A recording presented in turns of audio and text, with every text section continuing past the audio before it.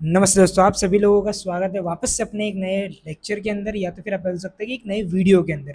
तो जैसे कि आप सभी लोग जानते हैं कि अभी अपने यहाँ पर जो है वो 12th के लेक्चर्स को जो है वो शुरू करने वाले हैं। 12th के लेक्चर्स को शुरू करने का मतलब क्या है कि आज का जो पर्टिकुलरली वीडियो है वो बहुत ही ज़्यादा इंपॉर्टेंट होने वाला है। क्यों? बिकॉज कि आज हम लोग जो एक टफेस्ट चैप्टर है 12th के अंदर, वो चीज़ हम लोग यहाँ पर आज समझने वाले हैं। तो वो चैप्टर का नाम क्या है? तो वो चैप्टर का नाम है अपना एडमिशन। अब एडमिशन मतलब क्या है? देखो, यहाँ पर आप लोगों का स्कूल कॉलेज का एडमिशन नहीं है। यहाँ पर ये जो पर्टिकुलर एडमिशन है ना, ये है एडमिशन ऑफ पार्टनर। अब यहाँ पर पार्टनर का एडमिशन किसके अंदर होता है? तो पार्टनर का एडमिशन जो है वो हमारी पार्टनरशिप फर्म के अंदर हम लोग क्या करते हैं, पार्टनर का एडमिशन। जो भी पर्टिकुलरली एक नया पार्टनर आता है तो उसको हम लोग वहाँ पे बोलते हैं कि एडमिशन ऑफ एन पार्टनरशिप। अब देखो, जब कभी भी एडमिशन ऑफ एन पार्टनरशिप आता है ना, तो उस टाइम पे बहुत सारी कंडीशंस आती है।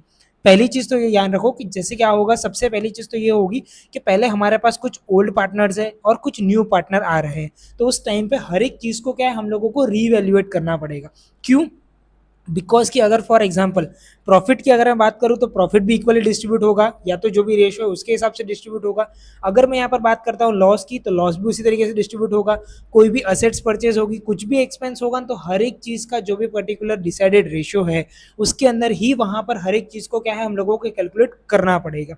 तो यहाँ पर अगर मैं बात करता हूँ एडमिशन की, तो एडमिशन के अंदर जो मेजरली अकाउंट्स हम लोगों को प्रिपेयर करने होते हैं वो कौन से अकाउंट होते हैं, जब हम लोग admission of an partnership prepare करेंगे तब।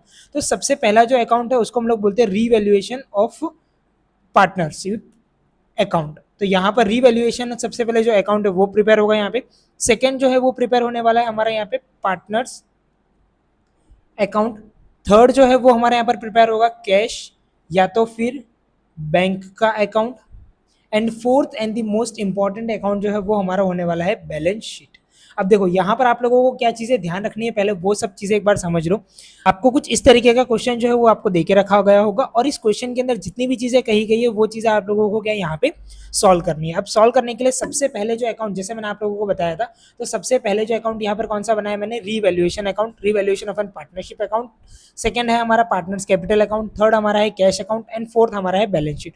इस तरीके से यहाँ पर मैंने क्या करे, 4 अकाउंट यहाँ पर मैंने बना दिए। अब रीवैल्यूएशन करने के लिए सबसे पहली चीज जो है ना, वो आप लोगों को यहाँ पे क्वेश्चन के अंदर पढ़ना है कौन से पार्टनर का नाम दिया है। सबसे पहले यहाँ पर मुझे बोला है कि भाई भव्य एंड श्लोक, ये दो जो है वो मेरे एग्जिस्टिंग पार्टनर है। उन लोगों का profit and loss sharing ratio है 3:2, यहाँ पर मुझे देके रखा गया है। इन लोगों की जो बैलेंस शीट है ना, वो मुझे यहाँ पे नीचे देके रखी गई है। अब देखो, यहाँ पर मुझे बताया गया है कि भाई ओल्ड रेशियो जो है वो यहाँ पे कौन सा है, ओल्ड रेशियो जो है वो यहाँ पर हमारा है 3:2। अब यहाँ पर जो न्यू रेशियो है वो भी हमको क्वेश्चन के अंदर दिया होगा। अगर क्वेश्चन के अंदर न्यू रेशियो नहीं दिया है तो हम लोग उसको क्या करेंगे, 1 की तरीके से कंसिडर करके सॉल्व करते, वो हम आने वाले क्वेश्चन के अंदर वहां पे हम लोग समझेंगे। बट अभी के लिए हमारा रेशियो क्या है, यहाँ पे 3:2 है। अब यहाँ पर ये जो भी पर्टिकुलरली बैलेंस शीट है उसके अंदर सबसे पहले हम लोगों को यहाँ पर क्या देके रखा गया है, हम लोगों को यहाँ पे सबसे पहले दिया है हमारा कैपिटल। अब देखो, यहाँ पे दोनों जो पर्टिकुलरली मेरे पार्टनर है उनका यहाँ पर मुझे कैपिटल देके रखा गया है। अब देखो, यहाँ पर जो कैपिटल दिया है ये मेरे किसका कैपिटल है, ये मेरे पार्टनर का कैपिटल है यहाँ पे। अब देखो, यहाँ पर ये जो पर्टिकुलरली मेरे पार्टनर का कैपिटल है वो किस तरीके से और कहाँ पे लिखा जाएगा, तो पार्टनर का जो भी कैपिटल है ना, बिना सोचे समझे सीधा हमको हमारे पार्टनर्स कैपिटल अकाउंट के अंदर लिख देना है। अब पार्टनर का कैपिटल आएगा कौन सी साइड सर, तो यहाँ पर जो पार्टनर का कैपिटल है ना, वो यहाँ पर आता है हमारा क्रेडिट साइड पे। और क्रेडिट साइड पर भी यहाँ पर कौन सी हेडिंग के साथ इसको लिखा जाता है, तो यहाँ पे सबसे पहले हम लोग लिखेंगे बाय बैलेंस ब्रॉट डाउन। अब कितना कितना कैपिटल था यहाँ पे, तो 40। यहाँ पर हमारा सबसे पहले तो भव्य एंड श्लोक है, तो पहले तो मैं यहाँ पे पार्टनर के मेरे नाम लिख देता हूँ, भव्य एंड श्लोक। और कितना कितना कैपिटल है यहाँ पे, 4 लाख एक जन का कैपिटल है, और दूसरे जन का कैपिटल कितना है यहाँ पे, दूसरे जन का कैपिटल यहाँ पे 3 लाख है। तो यहाँ पर मैं लिख दूंगा 3 लाख। तो दोनों का कैपिटल मैंने यहाँ पे लिख दिया। अब देखो, सबसे पहले चीज ध्यान रखना, पार्टनर्स कैपिटल का जो भी पर्टिकुलरली बैलेंस होता है वो पार्टनर के कैपिटल में ही रहना चाहिए, और कहीं पर भी हम लोग उसको एडिशनली लिखेंगे नहीं। तो जैसे कि मैंने यहाँ पे पार्टनर्स कैपिटल का जो बैलेंस था वो क्लियरली मैंने पार्टनर्स कैपिटल के अंदर डायरेक्टली लिख दिया है, मैंने इसको और कहीं पर भी लिखा नहीं है। अब नेक्स्ट जो है उसके बाद सेकंड क्या देके रखा गया है, general reserve. This is the most and most important चीज। अब देखो, जनरल रिजर्व यहाँ पर जो चीज है ना, ये क्या होती है, ये हमारे पार्टनर के बीच में डिस्ट्रीब्यूट होगा। क्यों डिस्ट्रीब्यूट होगा? बिकॉज नया जो पार्टनर आया है उसके अकॉर्डिंग जनरल रिजर्व प्रिपेयर होगा अब आगे से, तो हमको ये जो पर्टिकुलरली हमारा जनरल रिजर्व अभी का जो है वो हमको यहाँ पर क्या करना पड़ेगा, डिस्ट्रीब्यूट कर देना पड़ेगा। तो अभी हम लोग यहाँ पर क्या करेंगे, जनरल रिजर्व का जो भी पर्टिकुलरली अकाउंट है वो कहाँ पे लिखा जाता है, तो भाई वो आता है हमारा पार्टनर्स कैपिटल अकाउंट में क्रेडिट साइड पे बाय जनरल रिजर्व करके। और ये जो भी जनरल रिजर्व है कौन से रेशियो में डिस्ट्रीब्यूट होगा, तो ये 3:2 के अंदर यहाँ पर इसको हम लोग डिस्ट्रीब्यूट करेंगे। और जनरल रिजर्व जो है वो डिस्ट्रीब्यूट होने वाला है हमारा 54,000, एंड दूसरा जो है हमारा यहाँ पर कितना है, ये 90 है, तो उसके अंदर से 54,000 यहाँ पर ये हो गया। जनरल रिजर्व 90,000 है, इंटू 3 डिवाइडेड बाई 5 करके 54,000 आ गया, और इंटू 2 डिवाइडेड बाई 5 करेंगे तो यहाँ पर हम लोगों का आंसर मिलेगा हमारा 36,000। तो यहाँ पर इन दोनों के अंदर क्या हो जाएगा, डैश, क्योंकि जो हमारा नया पार्टनर है उसके रिलेटेड मैंने कोई भी चीज़ यहाँ पे लिखी नहीं है। अब नया पार्टनर कौन है तो वो आगे आप एडजस्टमेंट के अंदर देख सकते हो, बट पहली चीज़ मैं ये कर रहा हूँ कि जो भी चीज़ डिस्ट्रीब्यूट होने वाली है पहले मैं आप लोगों को वो बता दूँ, उसके बाद जो है वो नए पार्टनर के अकॉर्डिंग हम लोग सारी की सारी जो एंट्री वो हम लोग यहाँ पे करेंगे। अब यहाँ पर नेक्स्ट जो है वो हमारा है वर्कमैन कंपेंसेशन रिजर्व, ये भी डिस्ट्रीब्यूट होता है। देखो WCR जो है ये यहाँ पे डिस्ट्रीब्यूट होता है। अब ये किन लोगों के बीच में डिस्ट्रीब्यूट होगा, तो ये सेम चीज है, ये हमारे जो भी पर्टिकुलरली हमारा ओल्ड पार्टनर है उनके बीच में ही डिस्ट्रीब्यूट होगा यहाँ पे। तो मैं डायरेक्टली लिखता हूँ बाय, अब कौन है हमारा यहाँ पे, ये वर्कमैन कंपेंसेशन रिजर्व, तो यहाँ पर मैं लिख दे रहा हूँ वर्कमैन कंपेंसेशन रिजर्व। ये कौन से रेशियो में डिस्ट्रीब्यूट होगा, तो ये ओल्ड रेशियो में डिस्ट्रीब्यूट होगा, और कोई भी रेशियो में आपको इसको डिस्ट्रीब्यूट करना नहीं है। तो 20,000 जो है उसको 3:2 के अंदर हम लोग यहाँ पर क्या है, डिस्ट्रीब्यूट कर देंगे। तो 20,000 को अगर मैं यहाँ पे 3:2 के अंदर डिस्ट्रीब्यूट करता हूँ तो 20,000 इंटू 3 डिवाइडेड बाई 5, तो यहाँ पर पहले का आंसर आ जाएगा मेरा 12,000, और दूसरे का जो है वो आंसर आ जाएगा मेरा यहाँ पर 8,000। तो इस तरीके से यहाँ पर दोनों के अंदर मैंने इसको डिस्ट्रीब्यूट कर दिया। नेक्स्ट जो है वो क्या है हमारा यहाँ पर इन्वेस्टमेंट रिजर्व। अब देखो इन्वेस्टमेंट रिजर्व जो है ना, ये यहाँ पे आधा नाम दिया है, ये क्या है हमारा इन्वेस्टमेंट फ्लक्चुएशन फंड रिजर्व है, ये हमारा इन्वेस्टमेंट फ्लक्चुएशन फंड रिजर्व है ये हमारा, और ये भी डिस्ट्रीब्यूट होता है यहाँ पे। तो इन्वेस्टमेंट फ्लक्चुएशन फंड रिजर्व जो भी होगा तो हम लोग यहाँ पे लिखेंगे इन्वेस्टमेंट फ्लक्चुएशन फंड रिजर्व। कौन से रेशियो में डिस्ट्रीब्यूट होगा, 3:2 के अंदर हम लोग इसको यहाँ पर क्या करेंगे, डिस्ट्रीब्यूट करेंगे। कितना हमारा यहाँ पर है, ये 10,000 हम लोगों को यहाँ पे देके रखा गया है, इसको हम लोग यहाँ पर क्या है डिस्ट्रीब्यूट करेंगे दो के बीच में, 3:2 के बीच में। तो यहाँ पर आ जाएगा मेरा 6,000, और यहाँ पर मेरा आ जाएगा 4,000, और यहाँ पर आगे क्या करूँगा मैं, डैश, यहाँ पर और कुछ चीज़ आएगी नहीं। अब इसके बाद नेक्स्ट जो मुझे देके रखा गया है वो क्या है हमारा क्रेडिटर्स। तो क्रेडिटर्स जो भी है, बिल्स पेबल जो भी है हमारे बैलेंस शीट में आने वाला है, इसको हम लोग यहाँ पे लिखेंगे। अब हम लोग यहाँ पे शुरू करते हैं हमारी एडजस्टमेंट। जो पहले डिस्ट्रीब्यूट होने वाली चीजें थी वो डिस्ट्रीब्यूट कर दी है मैंने लायबिलिटी साइड से। असेट साइड से भी कुछ चीजें ऐसी है जो डिस्ट्रीब्यूट होगी, बट यहाँ पर असेट्स के अंदर कौन सी चीज डिस्ट्रीब्यूट होने वाली है, तो लास्ट जो चीज है एडवर्टाइजमेंट कैंपेन एक्सपेंस। अब आप लोगों को क्या करना है पता है, ये ध्यान रखना है, हर बार इतनी ही चीजें, अगर इसमें से कोई भी वर्ड आता है, जनरल रिजर्व हो गया, वर्कमैन कंपेंसेशन रिजर्व हो गया, इन्वेस्टमेंट फ्लक्चुएशन फंड रिजर्व हो गया, एडवर्टाइजमेंट कैंपेन हो गया, ऐसा करके कोई भी अगर वर्ड आता है तो उसको आपको पार्टनर्स कैपिटल के अंदर डिस्ट्रीब्यूट कर देना है। कौन से रेशियो में डिस्ट्रीब्यूट करोगे, तो ओल्ड रेशियो के अंदर आपको उन सारी चीजों को डिस्ट्रीब्यूट कर देना है। अब यहाँ पे नीचे में अगर बात करता हूँ, यहाँ पर अब मेरे जो एडजस्टमेंट की, तो यहाँ पर एक नया पार्टनर ज्वाइन हो रहा है, उसका नाम आयुष है। इसका मतलब मैं यहाँ पे तो सिर्फ आगे के इनिशियल्स लिख रहा हूँ, तो मैं यहाँ पे लिख दूंगा ए। अब यहाँ पर लाइबिलिटी साइड पर भी मैं लिख देता हूँ BSNA। अब यहाँ पर नया जो पार्टनर ज्वाइन हो रहा है उसकी कुछ कंडीशन बताइए कि भाई आयुष जो है वो 5 लाख रुपए कैपिटल लेकर आएगा और 1 लाख रुपए की गुडविल भी लेकर आएगा, इन कैश लेकर आने वाला है। तो सबसे पहली चीज, मेरा कैश अकाउंट मैंने यहाँ पर ऑलरेडी बनाया हुआ है, वो दोनों चीज जो लेकर आया है वो दोनों मैं यहाँ पर सबसे पहले एंट्री कर दूंगा टू आयुष अकाउंट, और ब्रैकेट में मैं यहाँ पे लिख देता हूँ capital, confirmation and for transparency के लिए हमको पता चल सके। एंड टू, यहाँ पर जो ये आयुष लेकर आया, ये कैपिटल लेकर आया, टू आयुष अकाउंट, और यहाँ पर ये क्या लेकर आया है, गुडविल। अब यहाँ पर ये दोनों चीज लेकर आया था, गुडविल जो थी वो 1 लाख रुपीज की थी, और कैपिटल जो था वो कितने का था, 5 लाख रुपीज का कैपिटल था। अब यहाँ पर एक एंट्री तो मैंने कर दी, एक एंट्री मैंने कैश में कर दी, क्यों, बिकॉज कि वो कैश में लेकर आया है। तो कैश में अगर कोई भी चीज आती है तो डेबिट द रिसीवर, यहाँ पर डेबिट साइड पर मैं उसको क्या कर दूंगा, इन कर दूंगा। अब इसके बाद नेक्स्ट जो है, it is an most important चीज। अब ये जो भी पर्टिकुलर एंट्री है इसको मुझे क्या करना पड़ेगा, मेरे पार्टनर्स कैपिटल के अंदर यहाँ पर मुझे पोस्ट करनी पड़ेगी। क्यों, बिकॉज की इसकी जनरल एंट्री ही कुछ इस तरीके से कहती है कि cash account debit to partners account. अब यहाँ पर कैश अकाउंट में तो मैंने डेबिट कर दिया पार्टनर का नाम, अब इसी चीज को मुझे क्या करना पड़ेगा, यहाँ पर क्रेडिट करना पड़ेगा। अब यहाँ पर क्रेडिट करने के लिए सबसे पहले क्या करेंगे हम लोग, यहाँ पे लिखेंगे सबसे पहले बाय, अब जो भी है, अब यहाँ पर लिखने के लिए तो बाय बैलेंस ब्रॉट डाउन भी लिख सकते हो, लेकिन बट आपको यहाँ पर क्या लिखना पड़ेगा, टू आयुष अकाउंट, या तो फिर आप यहाँ पे लिख सकते हो कैपिटल, या तो फिर आप यहाँ पे लिख सकते हो कैश, और आगे के दोनों के अंदर किसी में भी एंट्री ना करते हुए सीधा आयुष के अंदर हम लोग यहाँ पर एंट्री कर देंगे 5 लाख रुपीज की।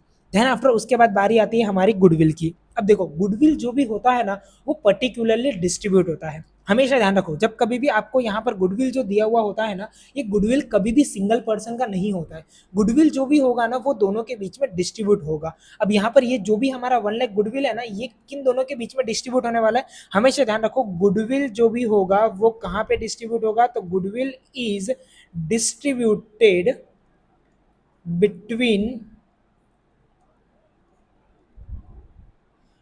Old partner.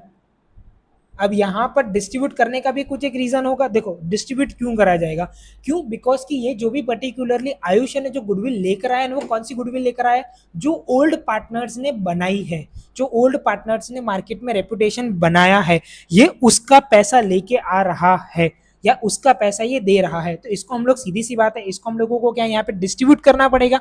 कैसे डिस्ट्रीब्यूट करेंगे इसको यहाँ पे, तो हमेशा ध्यान रखो, इसके लिए हम लोगों को यहाँ पे सेक्रीफाइस रेशियो निकालना पड़ेगा। अब यहाँ पे सेक्रीफाइस रेशियो किस तरीके से निकाला जाता है, तो देखो यहाँ पर ओल्ड रेशियो तो दिया हुआ है, अब यहाँ पर हम लोगों को न्यू रेशियो जो है वो फाइंड आउट करना पड़ेगा। तो पहले क्वेश्चन के अंदर ढूंढते हैं क्या new profit and loss sharing ratio दे के रखा है। तो आप यहाँ पे पॉइंट नंबर 6 के अंदर चेक कर सकते हो, new profit and loss sharing ratio is 2:1। अब यहाँ पर मुझे जो न्यू रेशियो जो है वो दे के रखा गया है, न्यू रेशियो इक्वल्स टू 2:1:2। अब यहाँ पे 2:1:2 का जो है वो मुझे रेशियो देके रखा गया है, ये मेरा न्यू रेशियो है। अब यहाँ पे मैं फाइंड आउट करूंगा मेरा सेक्रीफाइस रेशियो। अब सेक्रीफाइस रेशियो मुझे किसका ढूंढना है यहाँ पे, तो ध्यान रखो, मेरे जो भी पर्टिकुलरली ओल्ड पार्टनर है वो अपनी गुडविल जो है वो सेक्रीफाइस करेंगे, और किसको वो लोग गुडविल देने वाले हैं, तो ये जो भी पर्टिकुलरली सेक्रीफाइस होने वाला है वो मेरे नए जो भी पर्टिकुलर पर्सन आ रहा है उसको हम लोग यहाँ पर क्या करेंगे, सेक्रीफाइस करने वाले हैं। तो यहाँ पर सेक्रीफाइस करने के लिए सेक्रीफाइस रेशियो का फॉर्मूला क्या है हमारा, old ratio minus new ratio. अब ये फाइंड आउट भी किसका होगा, तो मैंने आप लोगों को पहले ही बताया जो हमारे ओल्ड पार्टनर है उनका। तो यहाँ पर बी का सबसे पहले हम लोग फाइंड आउट करते हैं, बी का ओल्ड रेशियो क्या है, आगे वाला जो है ये बी है और एस जो है वो सेकेंड वाला है। तो यहाँ पर आ जाएगा हमारा 3, यहाँ पर ओल्ड रेशियो इसका क्या है 3:5, और दूसरा जो है वो कौन है हमारा यहाँ पर एस है, तो इसका ओल्ड रेशियो क्या है 2:5। अब इन्हीं दोनों के न्यू रेशियो यहाँ पर कितने देके रखे गए, देखो न्यू रेशियो जो है वो सबसे पहले आगे की अगर मैं बात करता हूँ तो ये बी का है, ये एस का है, और ये जो नया पर्सन है मेरा आयुष उसका है। तो यहाँ पर बी का जो रेशियो वो कितना देके रखा गया है 2:5, इन सभी का टोटल करेंगे तो, और यहाँ पर एस का जो रेशियो कितना देके रखा गया है 1:5।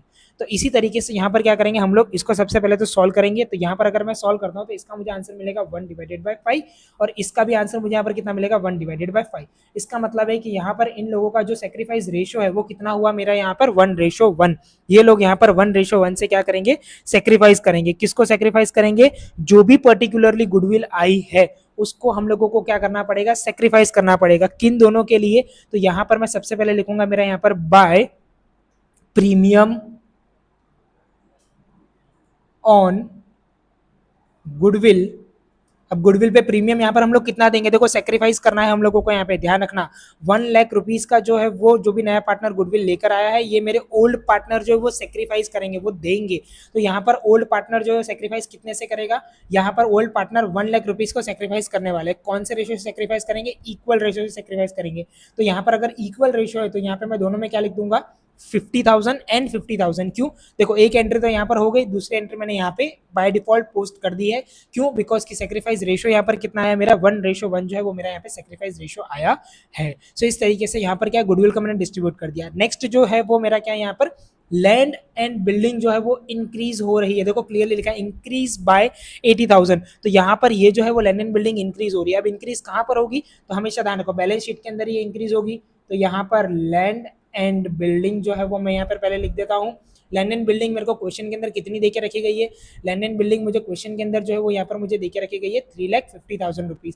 तो मैं यहाँ पे डायरेक्टली पहले लिखूंगा 3,50,000 रुपीज़ इंक्रीज हो रही है, प्लस इंक्रीज होगी, कितने से इंक्रीज होगी, 80,000 रुपीज से यहाँ पर क्या है ये इंक्रीज होने वाली है। तो यहाँ पर जब ये भी पर्टिकुलरली इंक्रीज होगी तो इसकी वैल्यू यहाँ पर कितनी आ जाएगी, तो इसकी जो वैल्यू है यहाँ पर आ जाएगी मेरी 43, या आप बोल सकते हो 4,30,000 रुपीज। तो यहाँ पर ये जो हो गया, ये क्या हो गया, मेरा लैंड एंड बिल्डिंग जो है वो मैंने इंक्रीज हुआ। यहाँ पे ध्यान रखो, मेरी जो अभी की असेट्स थी वो रीवैल्यूएट हो रही है। यहाँ पर ये क्या हो रही है, रीवैल्यूएट हो रही है। रीवैल्यूएट होना मतलब कि increase of an assets, decrease of an assets, अगर ऐसा कुछ भी आता है तो उसको हम लोग बोलते हैं रीवैल्यूएट होना। तो यहाँ पर आपका जो रीवैल्यूएशन अकाउंट है, इसके अंदर हम लोग यहाँ पर क्या करेंगे, डायरेक्टली एक एंट्री पोस्ट करेंगे। किसके नाम से एंट्री पोस्ट करेंगे, by land and building account.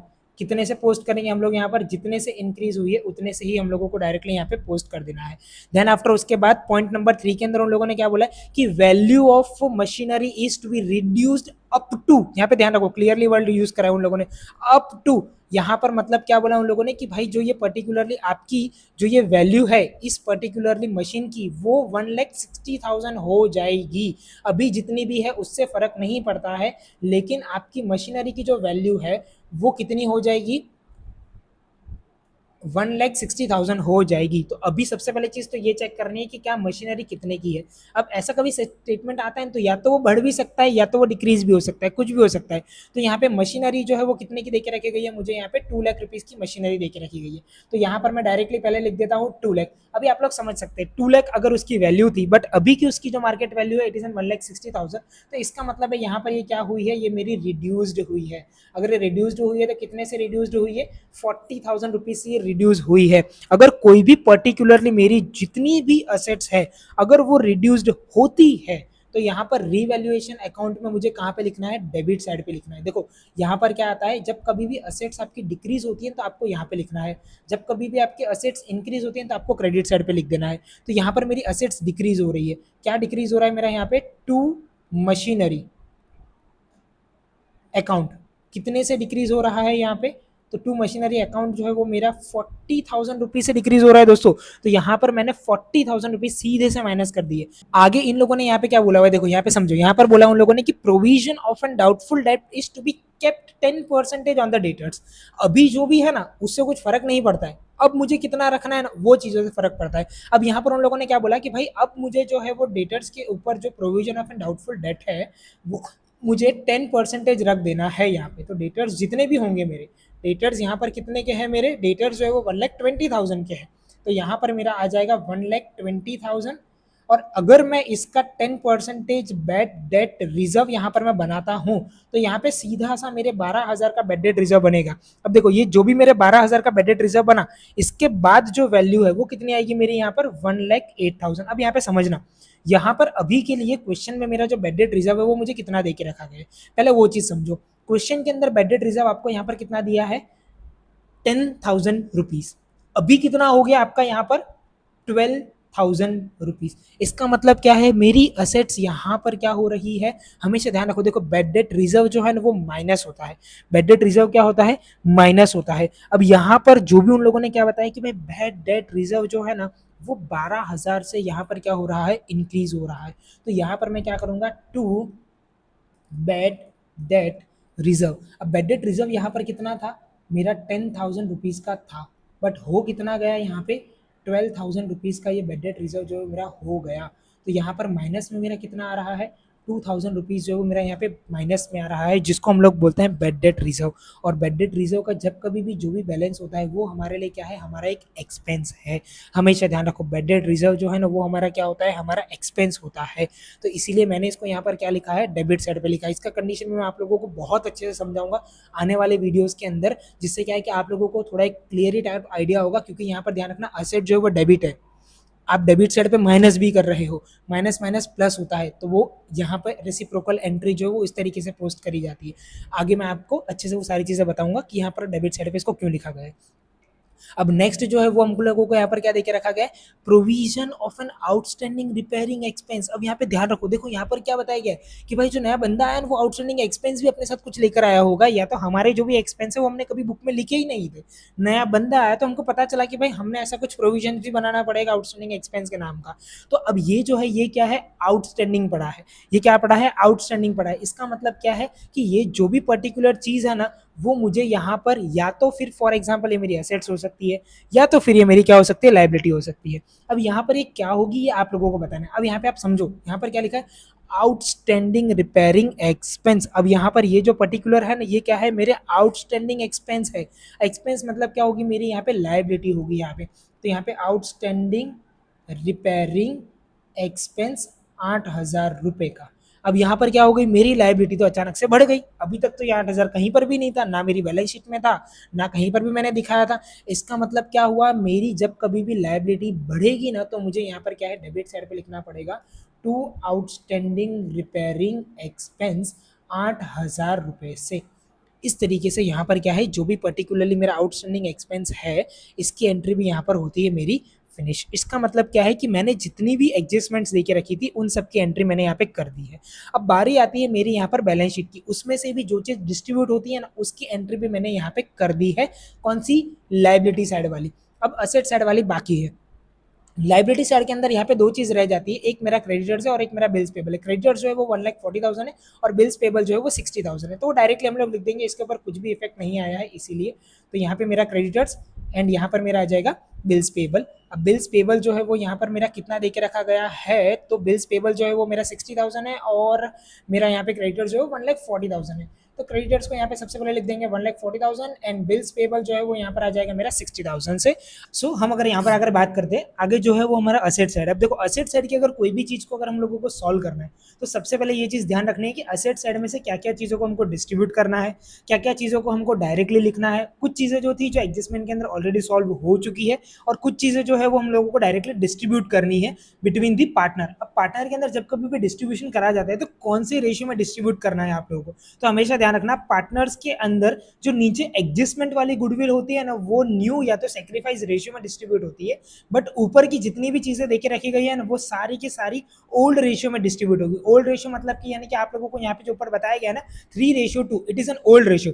तो इसके अंदर आप लोगों को वहां पर क्या है, इन सबको डिस्ट्रीब्यूट करना रहेगा। अब यहाँ पर अगर असेट साइड से मैं सबसे पहले देखूँ तो वो है हमारा यहाँ पे गुडविल। अब देखो गुडविल जो होती है ना वो हमको बैलेंस शीट के अंदर नहीं लिखनी है। क्यों, बिकॉज कि आप नीचे भी देख सकते हो, नीचे भी जो एक नया पार्टनर ज्वाइन हुआ था वो भी एक गुडविल लेकर आया था। तो यहाँ पर हम लोगों ने इस गुडविल को हम लोगों ने कहाँ पर मेंशन किया है, इस गुडविल को हम लोगों ने यहाँ पे पर्टिकुलरली पार्टनर्स कैपिटल अकाउंट में लिखा था। तो सेम इसी तरीके से यहाँ पर जो नई वाली जो गुडविल होगी वो हमने पार्टनर्स कैपिटल में लिखी। तो ओल्ड वाली गुडविल जो है जो बैलेंस शीट में दी हुई है ये भी हम लोगों को कहाँ पे लिखनी है, पार्टनर्स कैपिटल में ही लिखनी पड़ेगी यहाँ पे।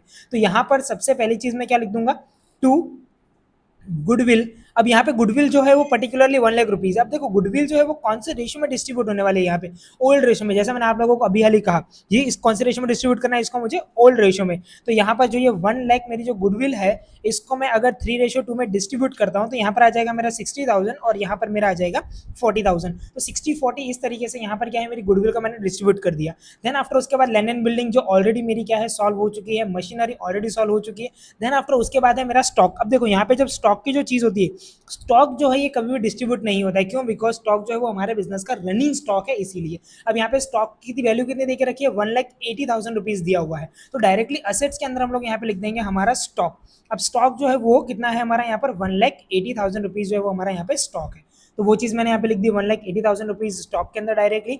स्टॉक के बाद हमारा डेटर्स ये ऑलरेडी हमारा सॉल्व हो चुका है। इन्वेस्टमेंट, अब देखो इन्वेस्टमेंट जो है वो कितने की देके रखी है, यहाँ पे 20,000 रुपीज की इन्वेस्टमेंट है हमारी। इन्वेस्टमेंट भी डायरेक्टली हम लोगों को क्या करना है, हमारे बैलेंस शीट के अंदर लिख देनी है। तो यहाँ पे डायरेक्टली मैं लिख देता हूँ मेरा इन्वेस्टमेंट। इन्वेस्टमेंट कितने का था, यहाँ पे 20,000 रुपीज का जो है वो मेरा इन्वेस्टमेंट था, वो डायरेक्टली मैंने यहाँ पे लिख दिया। तो 20,000 रुपीज फॉर एन इन्वेस्टमेंट हो गया। कैश बैलेंस, अब देखो कैश बैलेंस के लिए यहाँ पर मैंने पूरा का पूरा एक अकाउंट बनाया हुआ है कैश अकाउंट करके। तो इसके अंदर यहाँ पर सबसे पहले डेबिट साइड पे मैं लिख दूंगा to balance brought down. To balance brought down, यानी कि ये क्या है, ये मेरा ओपनिंग बैलेंस है। अब ओपनिंग बैलेंस यहाँ पर कैश का मुझे कितना दे के रखा गया है, तो कैश का ओपनिंग बैलेंस है वो मुझे दिया हुआ है 50,000 रुपीज। तो यहाँ पर मैं डायरेक्टली लिख दूंगा मेरा 50,000 रुपीज, और सामने वाली साइड पे क्रेडिट साइड पर यहाँ पर मेरा क्या आ जाएगा, बाय बैलेंस CD। इसको मैं क्या करूंगा, इसको मैं कहूंगा यहाँ पे से क्लोजिंग बैलेंस, और क्लोजिंग बैलेंस को मुझे कहाँ पे लिखना है, मेरे असेट्स के अंदर मुझे डायरेक्टली इसको यहाँ पे से लिखना है। तो इसको मैं असेट्स के अंदर कैरी फॉरवर्ड कर दूंगा। देन आफ्टर उसके बाद last and the most important चीज, एडवर्टाइजमेंट कैंपेन एक्सपेंस। अब देखो एडवर्टाइजमेंट कैंपेन एक्सपेंस जो है ना, ये पर्टिकुलरली एक्सपेंस होता है जो आपको ओवर ए टाइम पे इसको धीरे धीरे करके क्या करती है कंपनी, रिड्यूस करती जाती है, या तो आप बोल सकते हो इसको जो पर्टिकुलरली ओवर अ टाइम के साथ इसको क्या कराया जाता है, वहां पे रिटर्न ऑफ कराया जाता है। तो अभी हाल फिलहाल के लिए हमारे पास एडवर्टाइजमेंट कैंपेन एक्सपेंस जो है कितना 10,000 रुपीज का है। तो इसको डायरेक्टली मुझे क्या करना पड़ेगा, इसको डायरेक्टली मुझे मेरे पार्टनर्स के अंदर डिस्ट्रीब्यूट करना पड़ेगा। कौन से रेशो में, तो जो सेम रेशो हमने फॉलो किया था वही वाला रेशो। सेम रेशो मतलब कि जो हमारा गुडविल को डिस्ट्रीब्यूट करने वाला रेशो था, वही रेशो को हम लोगों को यहाँ पर भी लिखना है, टू एडवर्टाइजमेंट सस्पेंस अकाउंट करके। और एडवर्टाइजमेंट सस्पेंस अकाउंट यहाँ पर कितना है, यहाँ पर आ जाएगा 6,000 और 4,000। क्यों, बिकॉज की टोटल जो है एडवर्टाइजमेंट सस्पेंस अकाउंट वो है हमारा 10,000 का। तो उसका अगर मैं यहाँ पे डिस्ट्रीब्यूट करूंगा तो 6 और 4 इस तरीके से यहाँ पर आ जाएगा इसका आंसर। अब यहाँ पर आप देख सकते हो कि सारी की सारी चीजें मैंने लिख दी है, पर्टिकुलरली बैलेंस शीट से सारी वैल्यू को कॉपी कर लिया है, एडजस्टमेंट सारी सॉल्व कर दी है। देन आफ्टर जो बची हुई वैल्यू थी बैलेंस शीट के अंदर उनको भी मैंने यहाँ पे सॉल्व कर दिया है। अब बारी आती है सारे अकाउंट्स को क्लोज करने की। तो यहाँ पर अकाउंट्स को किस तरीके से क्लोज करा जाएगा, तो देखो सबसे पहला वाला जो अकाउंट है वो है हमारा यहाँ पे रीवैल्यूएशन अकाउंट। अब जो भी पर्टिकुलरली हमारा रीवैल्यूएशन अकाउंट है, इसके अंदर यहाँ पर अगर हम लोग चेक करें तो क्रेडिट साइड पे जो टोटल आ रहा है वो है हमारा यहाँ पर 80,000 का। यही टोटल को मैं क्या करूंगा, मेरे डेबिट साइड पर भी लिख दूंगा 80,000 से।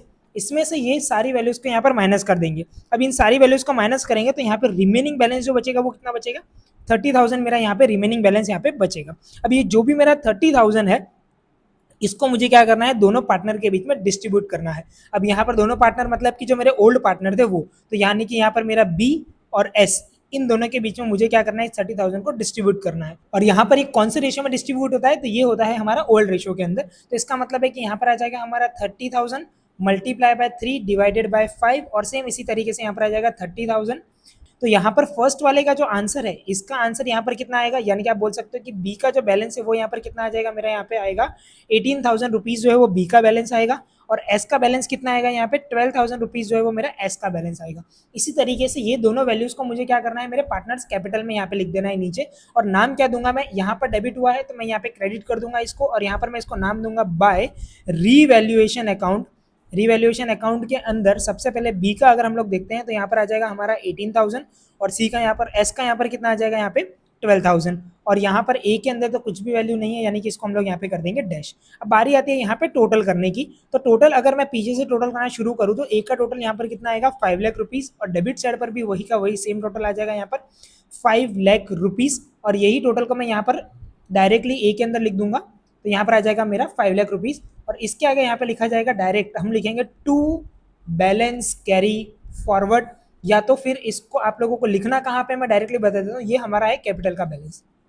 तो इसको मुझे बैलेंस शीट में लायबिलिटी साइड पे कैपिटल के अंदर इन सारी चीजों को मेंशन करना है। अब यहाँ पर बारी आती है सेकंड वाले लास्ट सेकंड की टोटल करने की, मतलब कि एस का जो टोटल करना है वो, तो एस का यहाँ पे टोटल कितना आएगा, 4,10,000 रुपीज। अब यहाँ पर 4,10,000 रुपीज में से मैं ये एस की जो सामने वाली दोनों वैल्यूज है इसको अगर मैं माइनस करता हूँ तो यहाँ पर मुझे आंसर मिलेगा 3,66,000 रुपीज। अब नेक्स्ट इसी तरीके से यहाँ पर बी का अगर मैं बात करता हूँ यहाँ पे, तो बी का यहाँ पर कितना है, 5,40,000 रुपीज इस साइड का टोटल आएगा।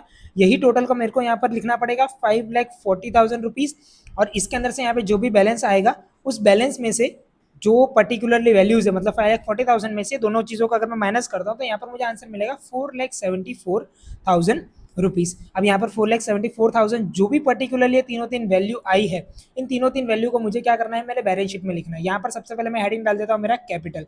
कैपिटल के अंदर सबसे पहले आ जाएगा मेरा B partner, S partner and A partner. A जो है इसका यहाँ पर कितना दे के रखा है टोटल, इसका यहाँ पे दिया हुआ है 5 लाख रुपीज।